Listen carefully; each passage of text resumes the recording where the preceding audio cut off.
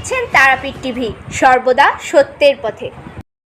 রামপুরহাট তারাপীঠের রানীগঞ্জ 14 নম্বর জাতীয় সড়কের উপর 12 ঘন্টা বন্ধের ডাকে টায়ার জ্বালিয়ে বিক্ষোভ দেখান বিজেপি সমর্থকরা, যার কারণে কিছুক্ষণ 14 নম্বর জাতীয় সড়ক যান চলাচল বন্ধ হয়ে যায়। পুলিশ প্রশাসন এসে তাদের সরিয়ে দিলে যান চলাচল আবার স্বাভাবিক হয়ে যায়।